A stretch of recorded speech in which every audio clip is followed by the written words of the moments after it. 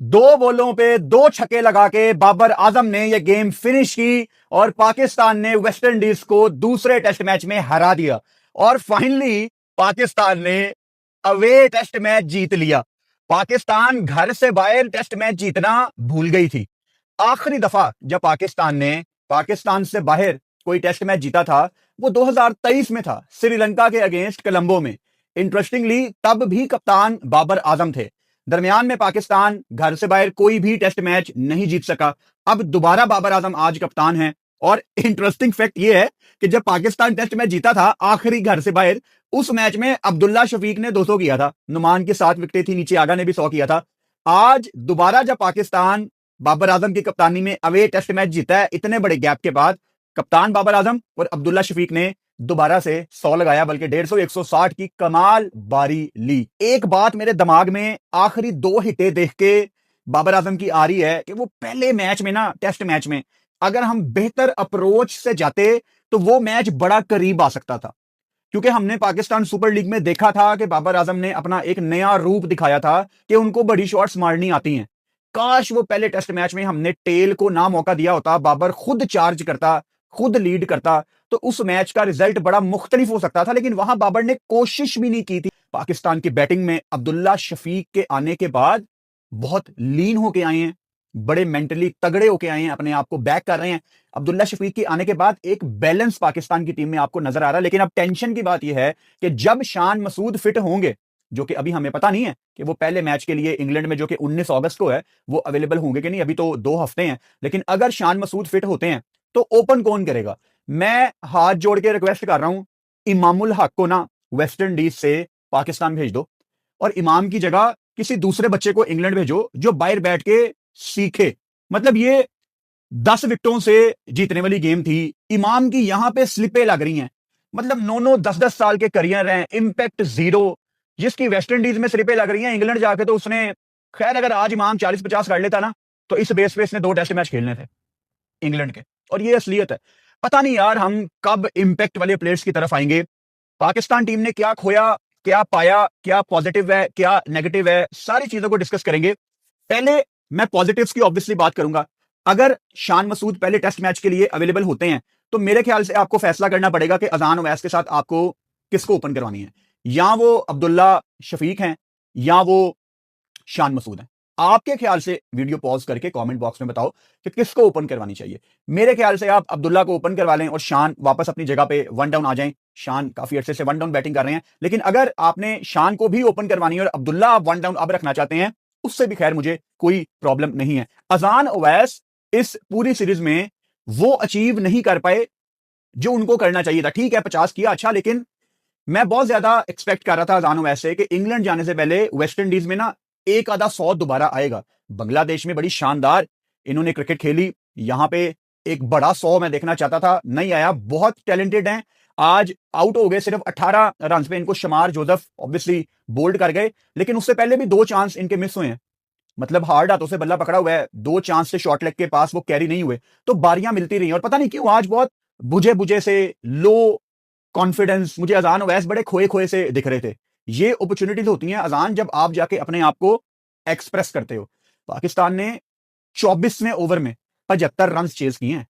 कोई टेंशन नहीं है, मैं ये बिल्कुल नहीं कह रहा कि आपको थोड़े जल्दी चेज करने चाहिए थे, लेकिन 24 ओवर्स 75 रन, शायद थोड़ा सा टाइम हमने ले लिया है, लेकिन इट्स ओके, कल का दिन भी था, कोई टेंशन नहीं है। लेकिन 24 ओवर्स थोड़ा सा शायद थोड़ा सा हमने थोड़ा ज्यादा टाइम ले लिया। हम पहले शायद कर सकते थे फिनिश, लेकिन पहले कर भी देते तो क्या फर्क पड़ना था। ये कौन सा हमें कोई एक्स्ट्रा पॉइंट मिल जाने थे, हम तो पहले ही बाहर निकले हुए हैं WTC से, कोई फर्क नहीं पड़ना था। लेकिन स्टिल वो चैट में काफी लोग भी बात कर रहे थे लाइव में कि ऑस्ट्रेलिया होती तो 10 ओवर में चेल हो जाना था। खैर छड्डो पड़ा, तो टेस्ट मैच जीत गए हो, यही बड़ी बड़ी गल है। अच्छा, मुझे नहीं पता कि आपने इंग्लैंड में साजिद खान को कैसे प्लेइंग 11 में डालना है, लेकिन साजिद खान को मैं पाकिस्तान की प्लेइंग 11 में देखना चाहता हूं। ऐसा नहीं हो सकता कि इंग्लैंड में आपको ऐसी कंडीशंस मिलें कि आपको एक स्पिनर भी डालने की गुंजाइश महसूस ना हो, ऐसा नहीं होगा। अभी भी वहां पे हीट वेव दोबारा आई हुई है। कल लंदन में दोबारा 31 सेल्सियस था, वहां पे इतनी धूप लग चुकी है, इतनी धूप लग चुकी है विकेटों को कि विकेटें बिल्कुल खुश्क हो चुकी हैं, कुछ नहीं बचा उनके अंदर। ओवरकास्ट कंडीशंस आए तो ड्यूक्स बॉल कुछ हल्का शायद दोबारा कर ले, लेकिन स्पिनर्स वहां पे इस दफा मुझे एंजॉय करते नजर आएंगे। बर्मिंघम में तो स्पिनर्स को हेल्प मिलती है, लीड्स में विकेट देखना पड़ेगा, नॉर्थ साइड का वेन्यू है कि वहां पे मौसम कैसा है। लेकिन साजिद खान का नाम यहां पे स्पेशली मैं इसलिए मेंशन कर रहा हूं, करेक्टर। आपको इस टेस्ट मैच में, अगर आपने दोनों टीमों को आप साइड पे रखें, आपको अगर ये जानना है कि करेक्टर किस प्लेयर में था दोनों टीमों में से, तो साजिद खान ने करेक्टर शो किया जिसको देख के आपका क्रिकेट देखने का दिल करे। वहां से शमार जोसेफ ने करेक्टर शो किया कि ये बॉयज जीतना चाहते हैं, ये अपनी टीम को गेम में वापस लाना चाहते हैं। मैं परफॉर्मर्स की बात नहीं कर रहा, अब्दुल्ला ने परफॉर्म किया हुआ, लेकिन जब आप गेम से बाहर हो तब आपको वो गेम में लाने की कोशिश कर रहे हैं। जेडन सील्स गेम में वापस लाने की कोशिश कर रहा है, वेरिकन गेम में वापस लाने की कोशिश कर रहा है। तो ये करेक्टर होते हैं। और साजिद खान की जो एनर्जी है, 8 विकेटें इस मैच में, बड़ी मेरी ख्वाहिश थी कि वो 10 विकेटें अपनी पूरी करते। ये एक बड़ी यादगार मेमोरी होती है, एक टेस्ट मैच में 10 आउट करना आपका एक रिकॉर्ड होता है करियर के बाद कि आपने कितनी दफा 10 आउट किए हैं, लेकिन 8 आउट करना भी कोई कम नहीं है। आई एम श्योर कि साजिद खान के दिमाग में ये बात नहीं आएगी कि मुझे क्यों नहीं बॉलिंग दी, अली उस्मान क्यों आया। आई थिंक काफी जबरदस्त बंदा है साजिद खान, टीम मैन है, और बिल्कुल भी उसके दिमाग में ये बात नहीं आएगी। डिसअपॉइंट मुझे 2 बंदों ने किया। सबसे ज्यादा अगर मुझे किसी ने डिसअपॉइंट किया है तो वो सलमान अली आगा हैं, जिनके अंदर बहुत ज्यादा पोटेंशियल मौजूद है। और जिस नंबर पे सलमान अली आगा बैटिंग करते हैं, आपकी एक उम्मीद होती है उनसे कि अगर ऊपर से कोलैप्स आ गया है या ऊपर वाले टॉप ऑर्डर के बल्लेबाज अगर चिप इन नहीं कर पाए, तो नीचे हमारे पास एक बड़ा तजर्बाकार खिलाड़ी पड़ा हुआ है जिसको डोमेस्टिक का इतना एक्सपीरियंस है, जो बहुत ज्यादा पाकिस्तान के लिए पोटेंशियल रखने वाला प्लेयर है, बड़ी बारी खेल सकता है, 150-200 वगैरह कर सकता है। लेकिन आगा के लिए तो ये सीरीज ऐसी गई है कि आप उसको भूलना चाहते हैं कि यार ये क्या था, और इतने लो कॉन्फिडेंस के साथ आप इंग्लैंड जाएंगे, ये मेरे लिए एक कंसर्न की बात है।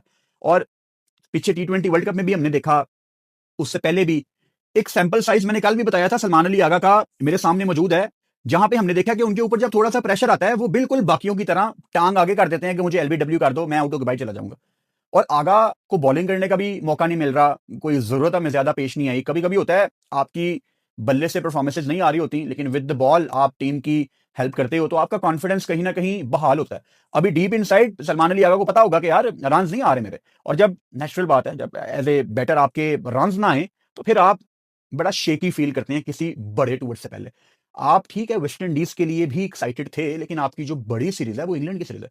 हम एशियंस के लिए जो 2 सीरीज सबसे ज्यादा बड़ी होती हैं, वो एक इंग्लैंड टूर होता है, एक ऑस्ट्रेलिया टूर होता है, और ये पूरी सीरीज है, आपको 3 मैच मिलने हैं। तो उससे पहले इनका कॉन्फिडेंस में आना बहुत लाजमी था। मोहम्मद रिजवान ना एक चलती फिरती विकेट बन गया है, और मुझे हैरानगी इस चीज की होती है कि जब रिजवान रन कर जाए ना, मैं तब शॉक्ड होता हूँ कि यार ये रन कैसे कर गया। फिर एक मसला मुझे रिजवान के साथ ये भी है कि टीम रिजवान से पूछती है, इस सीरीज में हमने 2-3 दफा ऐसे देखा, उसको पता ही नहीं होता कि मैंने रिव्यू लेना है कि नहीं, उसका ध्यान ही नहीं होता। तो ये क्या चल रहा है रिजवान साहब? आप पाकिस्तान क्रिकेट टीम के पे रोल पे हैं, you are getting paid for it. आपको कीपर टीम की जान होता है, अगर कीपर को नहीं पता होगा कीपर खोया खोया है, तो फिर इससे बेहतर ये नहीं है कि आप रिजवान से बात करें कि यार हम WTC से बाहर हो गए हैं, ये हमारी एक इंपॉर्टेंट आखिरी सीरीज है। हम वैसे तो रोहेल नजीर को होना चाहिए था, लेकिन अभी इनके साथ गाजी गौरी है, तो हमने गाजी गौरी को एक्सपीरियंस देना है इंग्लैंड का, तो लिहाजा पहले 2 मैच गाजी गौरी खेलेगा।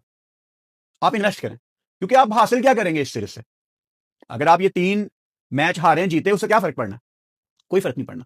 तो आप इससे क्या निकाल सकते हैं? आप फ्यूचर के लिए वो स्टेप खड़े कर सकते हैं जिनके ऊपर चल के आपको आगे जाके अपनी टेस्ट टीम खड़ी करनी है।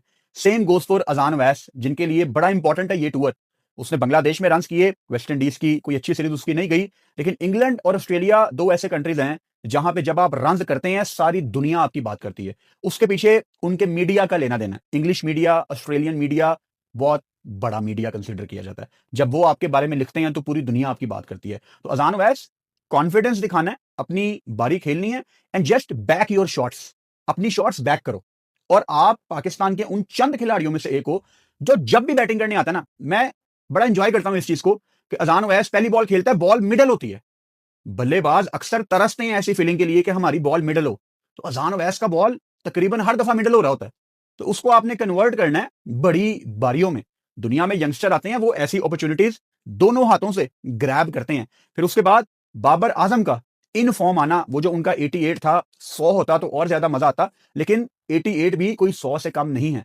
कप्तान का फॉर्म में आना ये बहुत जरूरी था पाकिस्तान टीम के लिए। अब आपको अच्छे तरीके से बाबर आजम लीड करते हुए नजर आने चाहिए इंग्लैंड में, और 100% श्योर हूं मैं कि बाबर आजम इंग्लैंड में ज्यादा एंजॉय करेंगे। उसकी